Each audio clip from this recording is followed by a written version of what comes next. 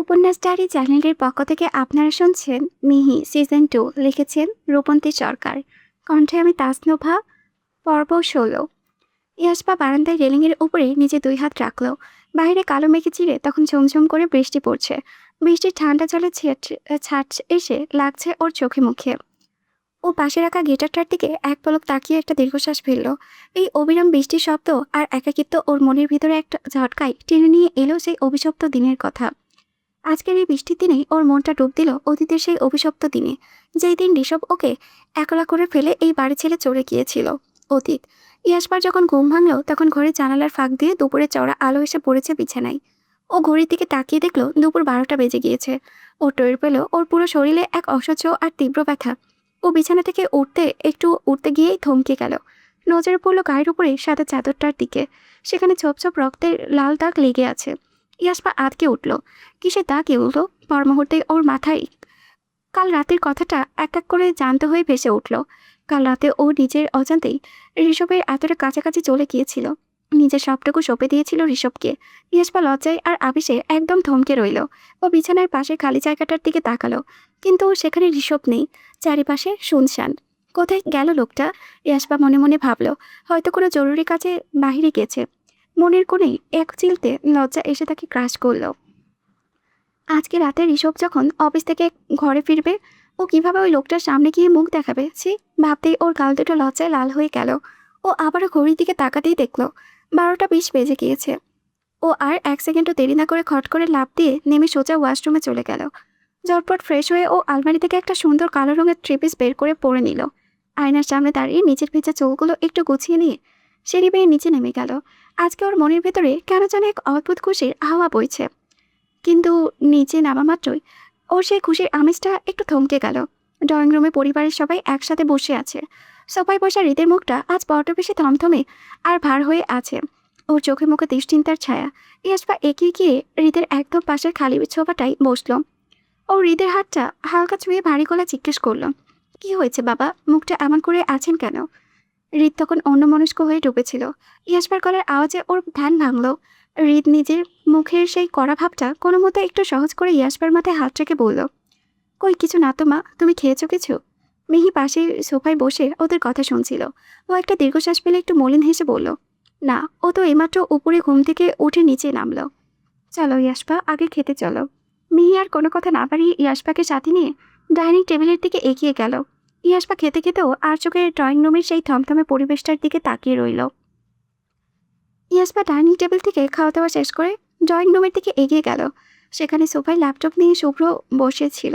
ইয়াসপাকে এগিয়ে আসতে দেখে শুভ্র নিজের হাতের কাজটা একপাশে রাখলো ও আদর করে ইয়াসপার গালটা আলতো করে টেনে দিয়ে হেসে বলল, হেই চিকমিকি, কি হয়েছে? কি চাই তোমার? ইয়াসপা নিজের ওড়নাটা একটু আঙুলে চড়াতে চড়াতে আমতামতা করে জিজ্ঞেস করলো, আপনার ভাই কই? শুভ্র ওরে এই হঠাৎ তাইয়ের খোঁজ নেওয়া দেখে একটু দুষ্টুমি মাখা চোখে তাকালো। ও ভ্রু নাচিয়ে বলল, কে, মুগ্ধ নাকি রিস? ইয়াসপা নিজের মুখটা নিচু করে আস্তে সুরে জবাব দিল, রিস। শুভ্র নিজের ঠোঁটের কোণে এক চিলতে মুচকি হাসি ফুটিয়ে তুলল। ও ইয়াসপাকে আরেকটু খেপানোর জন্য বলল, আমি তো জানি না পিচ্ছি, হয়তো কোনো জরুরি কাজে বাইরে গিয়েছেন। কেন বলো তো? তুমি কি ওকে বেশি মিস করছো? আমি কি এখনই কল করে এই বিষয়টা ঋষভকে জানিয়ে দেব? হ্যাঁ? শুভ্রর এই রসিকতা শুনে ইয়াসপার গাল দুটো লজ্জায় লাল হয়ে গেল। ধমকের সুরে বলে, দেখ, সেরকম কিছু না। কথাটা বলে ও আর 1 সেকেন্ডও শুভ্রর সামনে দাঁড়িয়ে না থেকে ঝড়ের গতিতে সিঁড়ি বেয়ে উপরে নিচে ঘরের দিকে চলে গেল। ও নিজের রুমে ঢুকে দরজাটা হালকা করে ভিজিয়ে বারান্দায় রেলিংয়ের কাছে গিয়ে দাঁড়ালো। বাইরের দিকে তাকিয়ে ওর মনের ভিতরে কেন জানি এক অদ্ভুত অস্থিরতা কাজ করছিল। মনটা কেমন কেমন করছে, কোথাও এক ফোঁটাও শান্তি পাচ্ছিল না। বুকটা একটা অজানা আশঙ্কায় বারবার কেঁপে উঠছিল। ও বারান্দা থেকে আবার ঘরের ভেতরে বিছানায় কাছে ফিরে এলো। ঘরের টেবিলটার পাশ দিয়ে যাওয়ার সময় হঠাৎই ওর হাতের ধাক্কা লেগে টেবিলের ওপরে রাখা একটা কাগজের নিচে মেঝেতে ছিটকে পড়ল। কাগজটা দেখতে একটা চিঠির মতো ভাঁজ করে। ইয়াসপা একটু পুরো কুঁচকে নিচু হয়ে মেঝে থেকে কাগজটা হাতে তুলে নিল। ও নিজের কাঁপতে থাকা আঙুল দিয়ে আলতো করে চিঠির ভাঁজটা খুলল। আর ঠিক তখনই চিঠির ভেতরে সেই চেনা ধারালো হাতের অক্ষরের লেখাগুলো ওর চোখে পড়া মাত্রই ওর পুরো শরীরটা 1 সেকেন্ডে পাথরের মতো জমে গেল। ও হাত পা থরথর করে কাঁপতে লাগলো। ভেতরের কান্নাগুলো গলার কাছে এসে দলা পাকিয়ে গেল। চারিপাশে পুরো পৃথিবীটা যেন ওর চোখের সামনে এক পলক অন্ধকার হয়ে এলো। চিঠিতে লেখা ছিল, প্রিয় রিসের সাকুরা, প্রথমেই বলে রাখি, আমি কিন্তু তোমাকে আমার বউ বলে মানি না। তোমাকে ছুঁয়েছি কেন?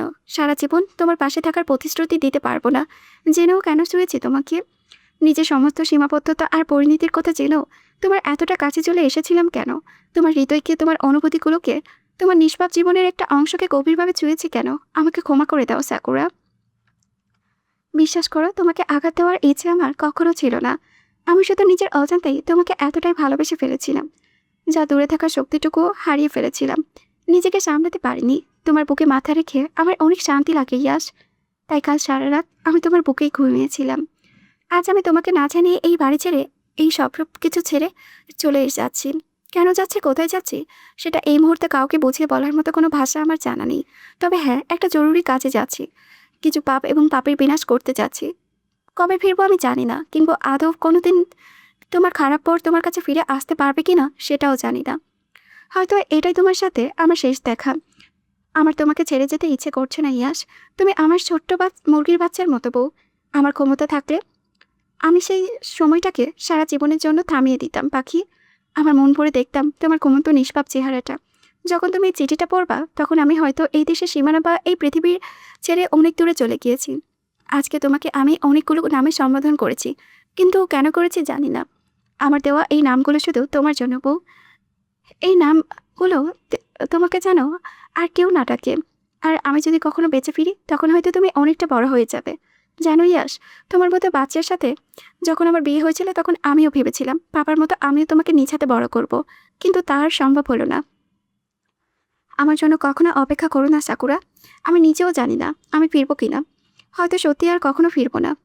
আমি মানুষের মতো মানুষ হও তুমি। অন্যায়ের সাথে কখনো আপোস করবে না ইয়াস। যদি কখনো ন্যায় বিচারের জন্য অন্যায় করতে হয়, তাহলে তুমি সেই অন্যায় করবে। মনে রাখবে, কারো বিচার কেউ করতে পারে না।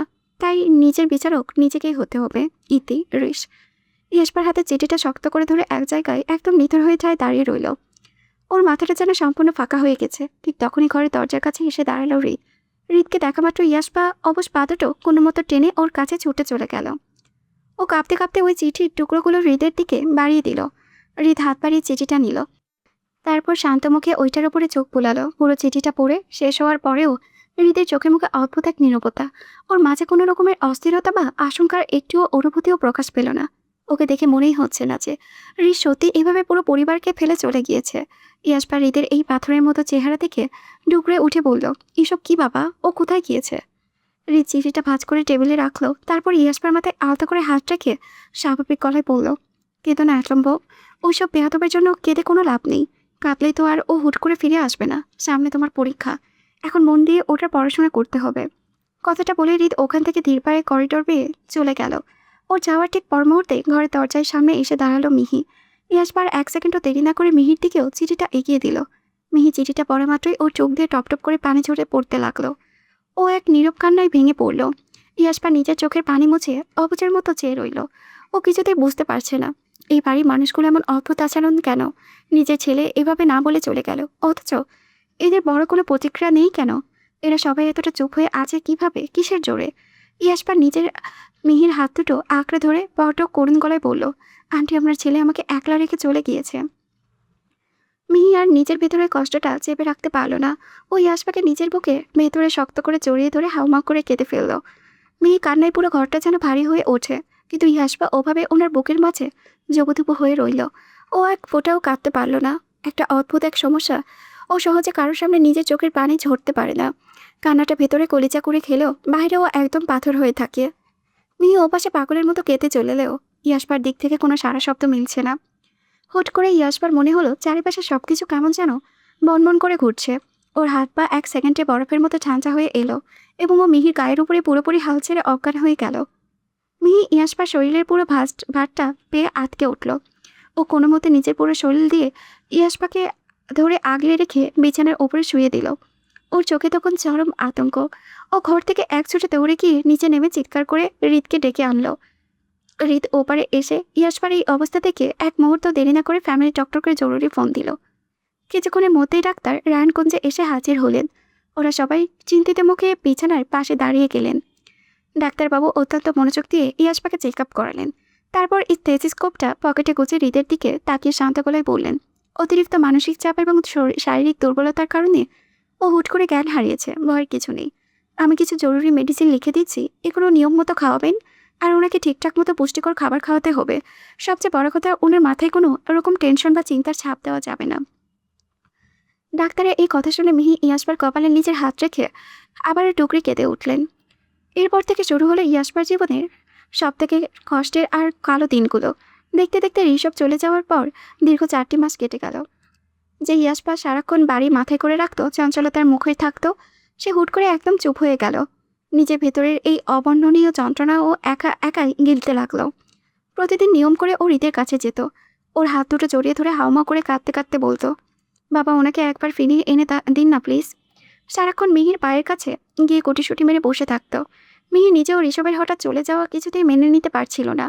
ও নিজেও আড়ালে অঝরে কাঁদত, কিন্তু ইয়াসপাকে সান্ত্বনা দেওয়ার মতো কোনো ভাষাই ওনার জানা ছিল না। মিহি ইয়াসপাকে এক মুহূর্তের জন্য চোখের আড়াল করতো না। প্রতিদিন রাতেও ইয়াসপাকে নিজের বুকের মাঝে জড়িয়ে নিয়ে ঘুমতো। ওদিকে বাড়ির বাকি মানুষরাও ইয়াসপার এই নরক যন্ত্রণা থেকে বের করার জন্য দিনরাত এক করে ফেলেছিল। রুহি, মুগ্ধ, শুভ্র, জ্যোতি আর অদ্রিত সবাই সারাক্ষণ এই ঘরের আশেপাশে ঘুরঘুর করতো। নানা রকমের হাস্যকর কথা বলে ওরে হাসি খুশি রাখার আপ্রাণ চেষ্টা করত। রাহাও এসে ঘন্টার পর ঘন্টা ইয়াসপার পাশে বসে নানা রকম গল্প করত, যাতে ওর মনটা একটু হালকা হয়। কিন্তু ইয়াসপা যেন এক জ্যান্ত পাথর হয়ে গিয়েছিল। ও আর নিজের ঘর থেকে একদম বের হতো না। দিনরাত জানালার বাহিরে শূন্য দৃষ্টিতে তাকিয়ে থাকতো। ঠিকমতো খাবার মুখে তুলতো না, পড়াশোনার তো নামই নিত না। সবচেয়ে বড় সমস্যা ছিল ওর এসএসসি পরীক্ষার আর মাত্র 1 মাস বাকি ছিল, অথচ সিলেবাসের অর্ধেকও তখনও কমপ্লিট হয়নি। কিন্তু এই পরীক্ষা বা ক্যারিয়ার নিয়ে ইয়াসবার মনে বিন্দুমাত্র কোনো হেলদোল ছিল না। ও সারাক্ষণ নিজের অবুঝ মনকে শুধু মিথ্যা সান্ত্বনা দিয়ে বলতো, আজকে হয়তো উনি চলে আসবে, না হয় কালকে তো পাক্কা আসবেই ফিরে। এই মিথ্যা অপেক্ষার প্রহর গুনতে গুনতেই ওর একদিনে একটা বছরের মতো কাটছিল। ইয়াসবার এই খামখেয়ালি আর জীবনের এত বড় ক্ষতি হৃদ আর সহ্য করতে পারল না। হৃদ নিচে প্রতিদিন কড়া মুখে ওর ঘরে এসে ইয়াসবাকে জোর করে পড়ার টেবিলে বসাতো। ও ইয়াসবার মাথায় হাত রেখে ভরসা দিয়ে বলতো, অ্যাটম বউ, তুমি মন দিয়ে পড়াশোনা করো, উকিল হতে হবে না। আর আমি তোমাকে কথা দিচ্ছি, আমি নিজের রিস্কে খুঁজে তোমার কাছে এনে দেব। আর ও না আসলে আমি ওর কাছে নিয়ে যাব।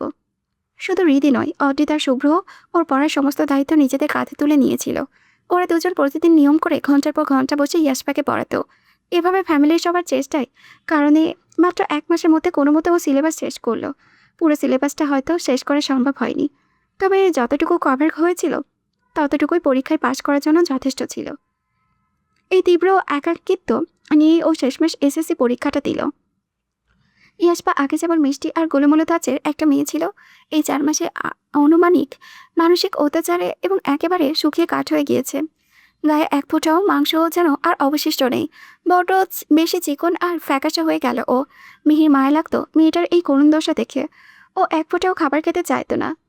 রাতে সারা রাত জেগে কাঁদতো বলে চোখের নিচে বড় বড় কালি পড়ে চেহারাটা শেষ হয়ে গিয়েছিল। এর মধ্যে মিহি হঠাৎ একটা নতুন জিনিস খেয়াল করলো, ইয়াসপা আজকাল যাই মুখে তুলে কয়েক মিনিটের মধ্যে বমি করে দেয়। ওরা ভাবলাম হয়তো গ্যাস্ট্রিক বা না খেয়ে থাকার কারণে এমন হচ্ছে। কিন্তু একদিন স্কুল থেকে শুভ্রর সাথে আসার পথে হঠাৎ করে ইয়াসপা মাথা ঘুরে অজ্ঞান হয়ে পড়ে গেল। শুভ্র ভয় পেয়ে ওখান থেকেই ওকে কোলে তুলে নিয়ে একচোটে বাড়িতে এলো। খবর পেয়ে হৃদ তড়িঘড়ি করে ওদের ফ্যামিলি ডক্টরকে ডেকে পাঠালেন। ডক্টর এসে ইয়াসপাকে চেক আপ করালেন। ওনার চেক আপ শেষ হতেই ওনার মুখটা গম্ভীর হয়ে গেল। ওরা সবাই যখন দরজার পাশে চিন্তিত মুখে দাঁড়িয়ে, তখন ডাক্তার হৃদ আর মিহির দিকে তাকিয়ে বলল, ইয়াসপা মা হতে যাচ্ছে। ওর পেটে অলরেডি একটা ছোট্ট প্রাণ বড় হচ্ছে। এই খবরটা শোনা মাত্রই ড্রয়িং রুমে থাকা সবার মাথায় যেন আকাশ ভেঙে পড়ল। হৃদ, মিহি, শুভ্র সবার হাত পা 1 সেকেন্ডে জমে বরফ হয়ে গেল। ওকে তো একে তো ওর কম বয়স, মাত্র 15 বছর বয়স, তার উপরে বিগত 4 মাস ধরে না খেয়ে আবার মানসিক টেনশনে ও নিজের শরীরটায় কলঙ্কের মতো হয়ে আছে, কঙ্কালের মতো হয়ে আছে। ডাক্তারবাবু হৃদকে একটু আড়ালে ডেকে কড়া গলায় ওনার ক্ষোভ প্রকাশ করে বললেন, মিস্টার চৌধুরী, এই কাজটা কিন্তু একদমই ঠিক হয়নি। ও ছোট একটা মেয়ে, এই বয়সে ওর নিজের শরীরে যেখানে পুষ্টিহীনতায় ভুগেছে, সেখানে এই প্রেগন্যান্সি ওর জীবনের জন্য বড় রিস্ক তৈরি করবে। ডক্টরের কথাগুলো তিনের মতো গিয়ে বাঁধল হৃদের বুকে। ও নিচে তাতে দাঁত চেপে চোয়াল শক্ত করে ঋষভের ওপরে ওর ভিতরে সবটুকু রাগ আর আক্রোশ কোনো মতো হজম করলো। ও মনে মনে বলল, শালা, তুমি শুধু একবার দেশে এসো, তোমাকে আমি চিবিয়ে খাবো। হৃদ নিজেকে কোনোভাবে শান্ত করে ডক্টরকে আশ্বাস করল। ডাক্তার বাবু যাওয়ার আগেই কড়া হুঁশিয়ারি দিয়ে গেলেন যে ইয়াসপার প্রতি মুহূর্তেই খেয়াল রাখতে হবে। ওরা জোর করে হলেও নিয়ম করে পুষ্টিকর খাবার খাওয়াতে হবে। এবং প্রতি সপ্তাহে ওনার রেগুলার মেডিকেল চেক আপের ব্যবস্থা করতে হবে। মিহি সবসময় ইয়াসপাকে নিজের চোখে চোখে রাখত। তিথিও সবসময় ছায়ার মতো আঁকলে রাখত ওকে। বাড়ির বড়রা ওকে এক মুহূর্তের জন্যও কোথাও একা ছাড়ত না। এরই মাঝে আনন্দের খবর নিয়ে রায়নকুঞ্জে রাহু প্রেগনেন্ট হয়ে পড়ল। একই সাথে ঘরে দুজন গর্ভবতী মেয়েকে সামলাতে গিয়ে বাড়ির সবাই হিমশিম খাচ্ছিল। এইভাবে দেখতে দেখতে ইয়াসপার প্রেগনেন্সি 7 মাস কেটে যায়। ঠিক তখনই হঠাৎ করে ইয়াসপার পুরো শরীর অনেক ফুলে যায়। একদম চোখ মুখ আর পা ফুলে ওজনে ভারী হয়ে ওঠেও। বাড়ির সবাই প্রথমে এটাকে সাধারণ গর্ভাবস্থার লক্ষণ ভেবে হালকাভাবে নিলেও দিন দিন ফোলাটা অস্বাভাবিকভাবে বাড়তে থাকে। ওরা বেশ ভয় পেয়ে যায়। ইয়াসপা ব্যথায় আর ভারী শরীরে একটু নড়তে পারত না। সেই দিন মিহি আর ওর ঘরের কাছেই ছিল, কিন্তু ইয়াসপা একা ওয়াশরুমে গিয়ে হঠাৎ মাথা করে থপ করে মেঝেতে পড়ে যায়। পড়ার শব্দ আর ইয়াসপার গঙ্গানি শুনে মিহি একচোটে ওয়াশরুমে ঢুকে চিৎকার করে ওঠে। ও দেখে ইয়াসপার শরীর বেয়ে মারাত্মক ব্লিডিং শুরু হয়েছে। পুরো রায়নকুঞ্জে হইচই পড়ে যায়। হৃদ, মুগ্ধ, শুভ্র সবাই মিলে ধরাধরি করে ওকে দ্রুত হাসপাতালে নিয়ে যায়। হাসপাতালে পৌঁছানোর পর ইয়াসপার সারা শরীর মারাত্মকভাবে কাঁপতে কাঁপতে খিঁচুনি উঠতে শুরু করে। ডক্টররা দ্রুত ওটিতে নিয়ে পরীক্ষা করে হৃদকে জানায় ইয়াসপা আসলে অ্যাক্লাম্পসিয়া নামক একটা জটিল এবং জীবনঘাতী গর্ভাবস্থায় রোগে আক্রান্ত হয়েছে। বয়স কমে মা হয় এই অতিরিক্ত মানসিক চাপের কারণে ওর ব্লাড প্রেশার হঠাৎ ডেঞ্জারাস লেভেলে বেড়ে গিয়েছে, যার ফলে এই খিঁচুনি আর ব্লিডিং শুরু হয়েছে। ডক্টররা হন্তদন্ত হয়ে ওটি থেকে বেরিয়ে এলেন। জরুরি সিজার করাতে হবে, কিন্তু ওনার শরীরে এক ফোঁটাও রক্ত নেই। এখনই ও নেগেটিভ রক্ত লাগবে। এই রক্ত না পেলে ওনাকে বাঁচানো যাবে না। ও নেগেটিভ অত্যন্ত দুর্লভ রক্তের গ্রুপ হয় হৃদ, মুগ্ধ এবং শুভ্র। হসপিটাল থেকে শুরু করে ব্লাড ব্যাংক সব জায়গায় অহন্য হয়ে খুঁজেও কোথাও রক্ত পাচ্ছিল না। সেদিন অজিত শহরে ছিল না। ও ওখান থেকে খবরটা পাওয়ার সাথে সাথেই সব কাজ ফেলে ঝড়ের গতিতে হসপিটালে এসে হাজির হয়। ভাগ্যক্রমে অট্রিতের নিজের রক্তের গ্রুপও ছিল ও নেগেটিভ। অট্রিত লাইনে শুয়ে ছটফট করতে করতে নিজের রক্ত দেয়, কিন্তু ও রক্ত দেওয়ার পরপরই পরিস্থিতি কোনো উন্নত হয় না, কারণ ইয়াসপার প্রেশার আর খিঁচুনি কোনোভাবেই কমছিল না। ডক্টর ওটি থেকে মুখ কালো করে বেরিয়ে এসে হৃদকে বলেন, অবস্থা একেবারে হাতের বাহিরে মিস্টার চৌধুরী। রক্ত পেলেও খিঁচুনি থামানো যাচ্ছে না। যে কোনো সময় ব্রেন স্ট্রোক হতে পারে। হয় মা বাঁচবে নয়তো বাচ্চা, কারণ বাচ্চা এখনও অপুষ্ট, মাত্র 7 মাসের। তার উপরে মায়ের বয়স কম। উনি হয়তো আর বাঁচবে না। ভাই অ্যান্টিডোট দে। কি আশ্চর্য! কে লিখছে? অ্যান্টিডোট দিলেই তো হয়। ডক্টরের এই কথা শোনা মাত্রই হসপিটালের করিডোরে মিহি, তিথি আর জ্যোতি হাউমা করে কাঁদতে শুরু করলো। পুরো পরিবারটা এক নিমিষে পাথর হয়ে যায়। হৃদয়ের 1 সেকেন্ডও দেরি না করে ডক্টর রোহান ইউভানকে জরুরি তলব করে ডাকেন। ইউভান হাসপাতালে এসে ওটির পুরো দায়িত্ব নিজের কাঁধে তুলে নেয়। ও খিচুড়ি কমানোর জন্য বিশেষ ড্রাগ দিয়ে মিহির হাত দুটো শক্ত করে, ভাই কতটা না না জেনে লিখলে এরকম লেখে কেউ, হাত ধরে শক্ত গলায় বলেছিল, মাম্মা তুমি একদিন ভেঙে পড়বে না। আমি আমার ইয়াসপাকে বাঁচাবো। ইয়াসপাকে যখন সিজার রুমে ভেতরে নিয়ে যাওয়া হচ্ছিল, ও আধ বুঝে চোখ মেলে হৃদের দিকে তাকালো। ওর নিঃশ্বাসের গতি তখন বড় ধীর। ও হৃদের হাতটা হালকা খামচে ধরে ভাঙা গলায় কাঁপা কাঁপা গলায় বলল, আমি মারা গেলে তো আপনার ছেলেকে আর কোনোদিনই দেখতে পাবো না বাবা। আপনি ওনাকে শুধু কথা বলে দিয়েন, ওনার সাকুরা ওনাকে ভালোবাসে না। ইয়াসপার কথা শুনে হৃদের বুকটা মোচড় দিয়ে উঠল। মিহি ইয়াসপার কপালে একটা দীর্ঘ চুমু দিল। ওটি দরজা বন্ধ হওয়ার আগে পর্যন্ত ইয়াসপার নিজের চাতক পাখির মতো তৃষ্ণার্ত চোখ দুটো দিয়ে চারিপাশের ভিড়ের মাঝে বাকল হয়ে শুধু ঋষভকে খুঁজছিল, যদি শেষবারের মতো লোকটা একেবারে ওর সামনে এসে দাঁড়াতো।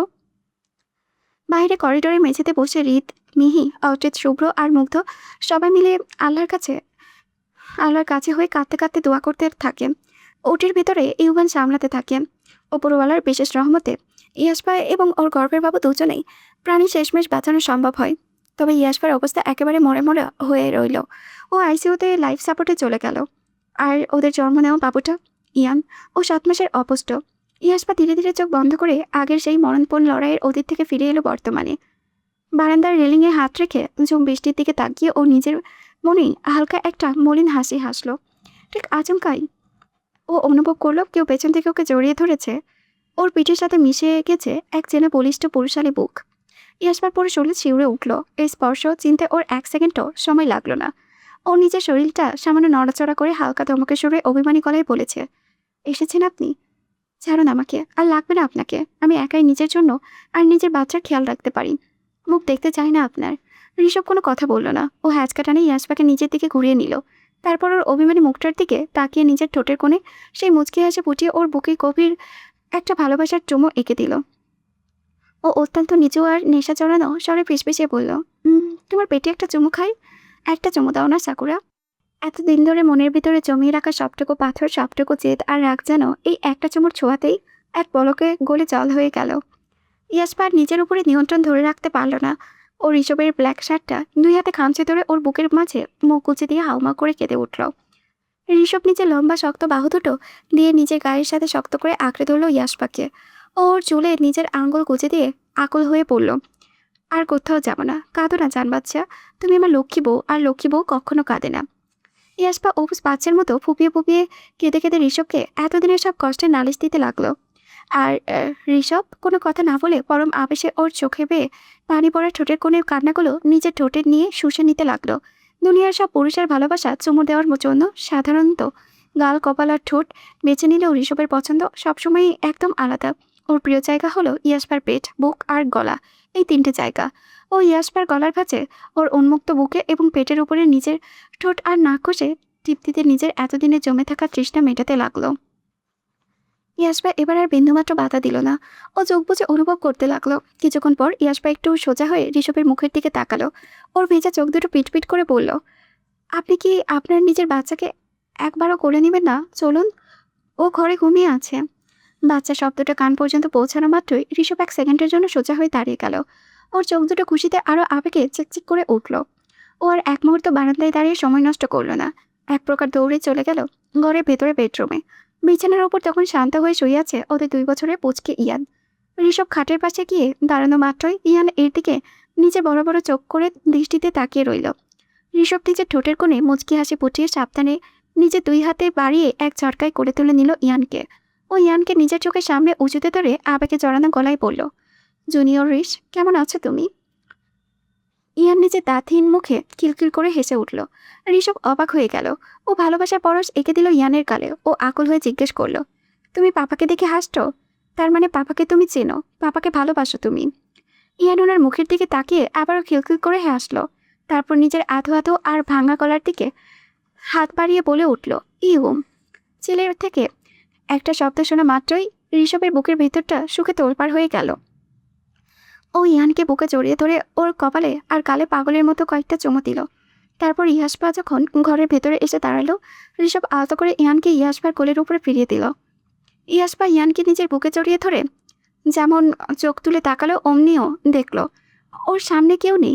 ঘরে জানালার পর্দাগুলো ঠান্ডা বাতাসে উঠছে। ঘরটা শুনশান হয়ে আছে। খাটের পাশে কোনো ব্ল্যাক শার্ট পরা ঋষভ দাঁড়িয়ে নেই। ও যা এতক্ষণ দেখছিল, সে স্পর্শ অনুভব করছিল, তা আসলে কোনো বাস্তব ছিল না। তাহলে এতক্ষণ ও নিজে নিজেই এসব বলছিল? আল্লাহরে, মাথা গেছে মনে হয়। আমার মাথা অলরেডি চলে গেছে।